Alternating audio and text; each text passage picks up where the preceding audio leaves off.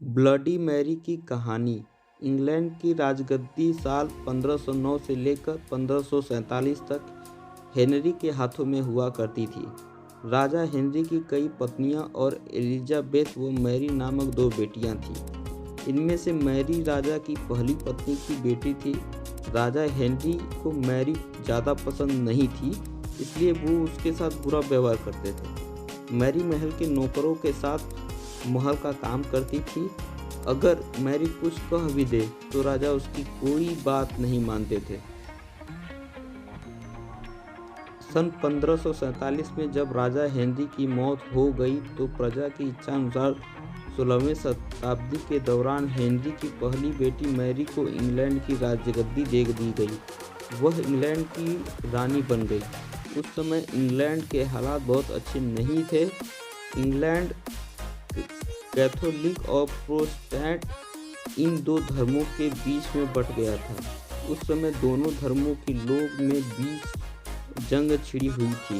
रानी Mary चाहती थी कि पूरे इंग्लैंड में सिर्फ एक ही धर्म हो, लेकिन लोगों ने उसकी यह बात मानने से साफ इनकार कर दिया था। इससे नाराज होकर रानी की उनकी बात न मानने वालों को मौत की सजा दे दी थी।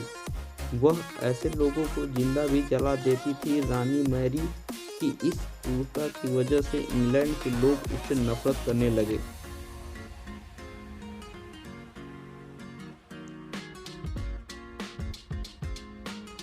ऐसा भी कहा जाने लगा कि रानी मैरी कुंवारी जवान लड़कियों के खून से नहाती थी।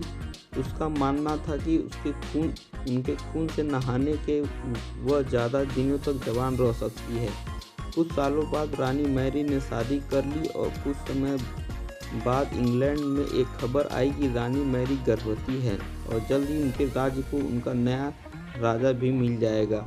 इस बात से हर सभी खुश हुए, लेकिन उस समय रानी मैरी के साथ बहुत ही अजीब घटना हुई। उनके गर्भ से किसी भी बच्चे का जन्म नहीं हुआ, बल्कि कुछ ही महीनों बाद रानी मैरी का पेट फिर से सामान्य हो गया।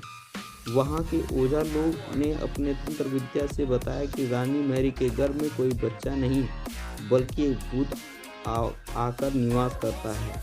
कुछ समय बाद फिर रानी मैरी के गर्भ में वही भूत आकर रहने लगा और फिर से गर्भवती हो गई। इस बार भी रानी को कोई बच्चा नहीं हुआ और उस घटना के बाद कुछ दिनों के बाद रानी मैरी की मृत्यु हो गई। इंग्लैंड इसके बाद मैरी की छोटी बहन एलिजाबेथ को इंग्लैंड की राजगद्दी पर बैठाया गया और एलिजाबेथ इंग्लैंड की नई रानी बन गई। रानी मैरी की क्रूरता की वजह से इंग्लैंड को लोग उसे एक निर्दयी औरत मानते थे। वहीं जब उसके गर्भ में बच्चे की जगह एक भूत का निवास होने लगा तो लोगों ने उसे शापित भी करार दे दिया और इसी वजह से उसे लोगों ने ब्लडी मैरी का नाम दिया। कहानी से सीख।